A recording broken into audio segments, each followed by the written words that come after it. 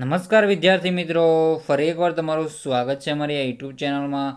તો મિત્રો, આજે આપણે આ વિડીયોમાં ગુજરાત માધ્યમિક અને ઉચ્ચતર માધ્યમિક શિક્ષણ બોર્ડ ગાંધીનગર દ્વારા જે મિત્રો તારીખ 6/9/2024ના રોજ જે આપણો શુક્રવારના રોજ જે આપણું ધોરણ 7નું સામાજિક વિજ્ઞાનનું પેપર લેવાનું છે એકમ કસોટી, તેના માટે આપણે સારું એવું પેપર લઈને આવી ચૂક્યા છીએ. એકમ કસોટી 2024 માટે આપણે જોઈએ તો કુલ ગુણ હશે મિત્રો 25. આમાં આપણે 55 ગુણનો ક્વેશ્ચનો લીધેલા છે. તો સાહેબ તમારે આ પૂરેપૂરું પેપર જોવાનું રહેશે મિત્રો. આપણે આમાં જોઈએ તો 1, 2, 10 અને 15 યુનિટ છે, તેમાંથી આપણે 1 અને 2 યુનિટ આમાં લીધેલા છે. બાકીના યુનિટ આપણે આગળના વિડીયોમાં જોઈ લઈશું. એટલા માટે આપણી ચેનલને તમારે સબસ્ક્રાઈબ કરી લેવાની રહેશે અને ટેલિગ્રામ અને વોટ્સઅપ ચેનલને પણ જોઈન કરી લેવાની રહેશે. તેનું ચેનલનું નામ વન એજ્યુકેશન ગુજરાત જ રાખવામાં આવેલું છે, સર્ચ કરીને મેળવી લેવું. તો મિત્રો, આપણે હવે સોલ્યુશન સ્ટાર્ટ કરી દઈએ. વિભાગ એ છે. નીચે આપેલા વિકલ્પમાંથી સાચો વિકલ્પ ABCD પસંદ કરીને જવાબ લખો. દરેક પ્રશ્નનો 1 ગુણ છે. પહેલું છે, પાટણમાં વિશ્વ પ્રસિદ્ધ રાણીની વાવ કોણે બનાવડાવી હતી? તો પાટણમાં વિશ્વ પ્રસિદ્ધ રાણીની વાવ છે મિત્રો રાણી ઉદયમતી દ્વારા બંધાવવામાં આવી હતી. કોના દ્વારા? રાણી ઉદયમતીએ બંધાવી હતી. બીજા નંબરનું છે, ઉત્તર ભારતમાં કયા રાજાના અવસાન બાદ નાના નાના રાજ્યો સ્વતંત્ર થયા હતા?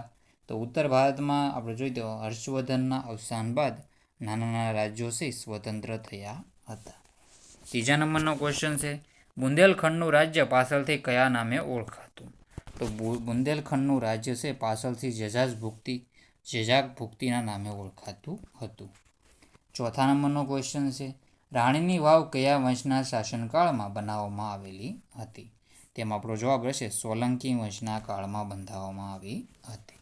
તો સાહિત્ય મિત્રો 4/4ના ક્વેશ્ચનના આન્સર જોઈ લો.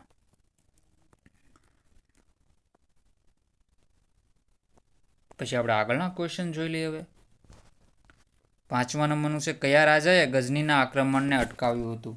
તો ગોવિંદચંદ્ર છે ગઝનીના આક્રમણને અટકાવ્યું હતું. તો આન્સર રહેશે શું આન્સર છે? ગોવિંદચંદ્ર.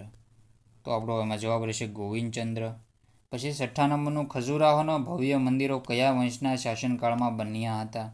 તો એમાં આપણો જવાબ રહેશે ચંદેલ વંશના શાસનકાળમાં બન્યા હતા. પછી આપણે આગળના ક્વેશ્ચન છે જોઈ લઈએ. પૃથ્વીરાજ ચૌહાણે કયા મેદાનમાં શાહબુદ્દીન ઘોરીને સજ્જડ પરાજય આપ્યો હતો? તો તરાઈના મેદાનમાં સજ્જડ પરાજય આપ્યો હતો. 8મા નંબરનો ક્વેશ્ચન છે, દિલ્હી સલ્તનતના ચહલગાન ચારગાનની સ્થાપના કોણે કરી હતી? તેમાં આપણો જવાબ આવશે ઇલ્તુત્મિશ. છે ને ઇલ્તુત્મિશ તમે આમાં કરી નાખશો. અને 9મા નંબરનું છે, દિલ્હીના કયા શાસકની યોજના તરંગી યોજના તરીકે ઓળખાય છે? તેમાં આપણો જવાબ આવશે ફિરોઝશાહ તુગલકની યોજનાઓ છે તરંગી યોજનાઓ તરીકે ઓળખાય છે. તો એમાં જવાબ આવશે ફિરોઝશાહ તુગલકની, પણ સોરી મિત્રો, મોહમ્મદ તુગલકની. તો આન્સર છે B. આગળના ક્વેશ્ચન જોઈ લઈએ. હવે વિજયનગર સામ્રાજ્યની સ્થાપના મિત્રો કોણે કરી હતી? હરિહરરાય અને બુક્કારાયે. અને ચહલગાન એટલે 40 તુર્ક અમીરોનું દળ. તો આવી રીતે આન્સર કરવાનો રહેશે. 40 તુર્ક અમીરોનું દળ છે અને ચહલગાન કહેવામાં આવે છે. આ પૂછાય એવા ક્વેશ્ચન છે, આમાં તમારા વિકલ્પવાળા ક્વેશ્ચન પૂછાય તો બધા તમારા સાહિત્ય મિત્રો કરી લેવાના રહેશે. આગળના ક્વેશ્ચન છે 12મા નંબરનો ક્વેશ્ચન, અલાઉદ્દીન ખિલજીએ સૈન્યના ઘોડા અને સૈનિકો માટે કઈ પદ્ધતિની શરૂઆત કરી હતી? તો અલાઉદ્દીન ખિલજીએ સૈન્યના ઘોડાઓ અને સૈનિકો માટે કઈ પદ્ધતિની શરૂઆત કરી હતી? તો દાગ અને ચહેરા પદ્ધતિની શરૂઆત કરી હતી. તો આન્સર રહેશે. નીચેના વિધાનો યોગ્ય શબ્દ વડે ખાલી જગ્યાઓ પૂરો. તો આપણે આ વિડીયોમાં આગળ વધતા પહેલાં હું તમને મારા બીજા યુટ્યુબ ચેનલ વિશેની માહિતી આપી દઉં. તો આપણે બીજી યુટ્યુબ ચેનલનું નામ છે હેરી બારિયા મિત્રો. તો આ ચેનલને પણ તમારે સબસ્ક્રાઈબ કરી લેવાની રહેશે.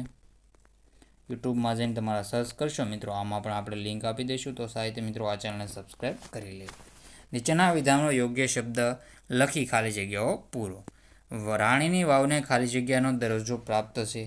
તો વર્લ્ડ હેરિટેજનો દરજ્જો પ્રાપ્ત છે અને ઉદયમતી દ્વારા બંધાવવામાં આવી હતી.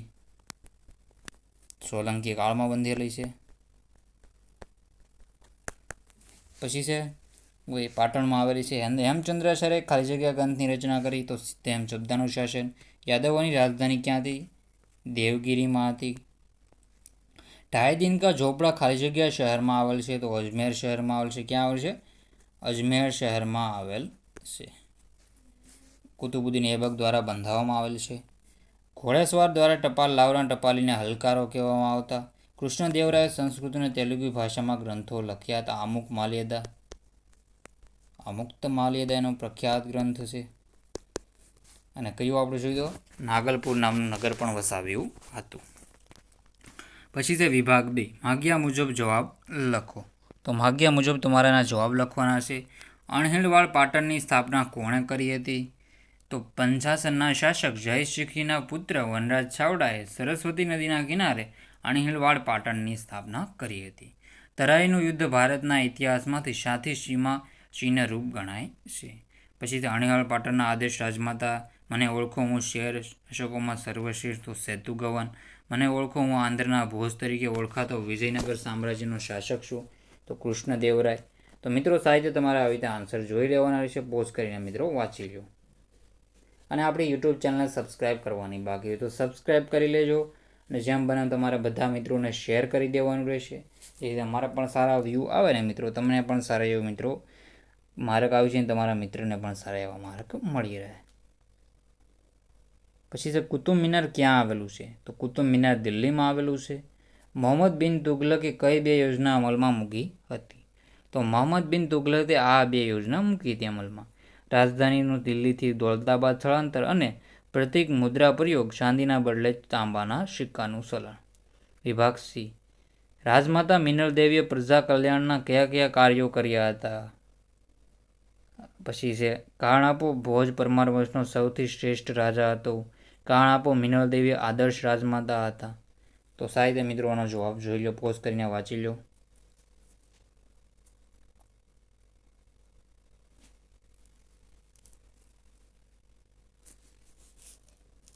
તમારા પોઝ કરીને મિત્રો સાહિત્ય વાંચી લેવાનું રહેશે. પછી આગળના ક્વેશ્ચન છે એ પણ જોઈ લો.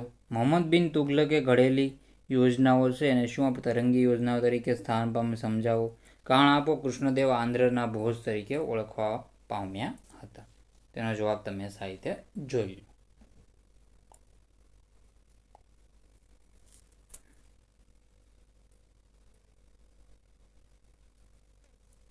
પછી વિભાગ D છે, નીચે આપેલા પ્રશ્નોના મુદ્દાસર જવાબ આપો.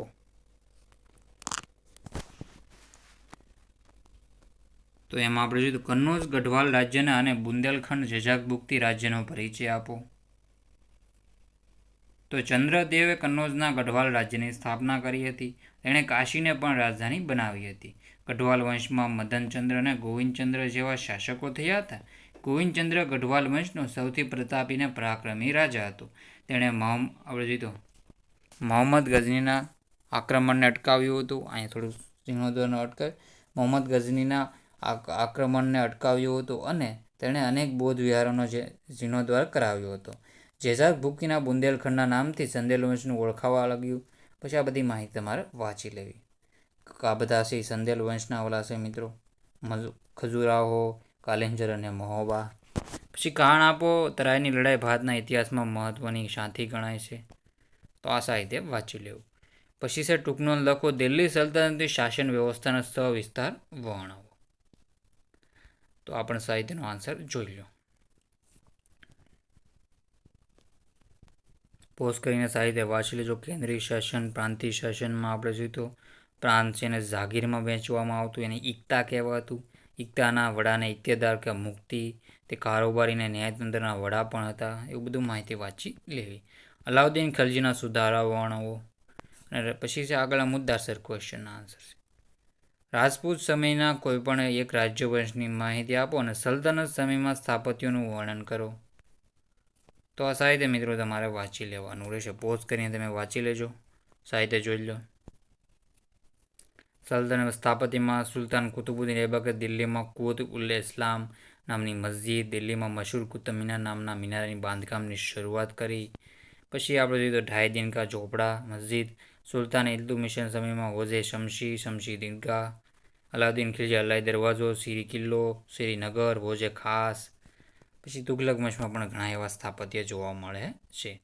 તો મિત્રો આપણે યુટ્યુબ ચેનલને પણ સબસ્ક્રાઈબ કરી લેજો અને તમારા મિત્રો સુધી શેર કરી દેજો. વોટ્સઅપ ચેનલ અને ટેલિગ્રામ ચેનલને પણ જોઈન કરી લેજો. તો મિત્રો વિડીયોને એન્ડ કરીએ છીએ. જય હિન્દ, જય ભારત.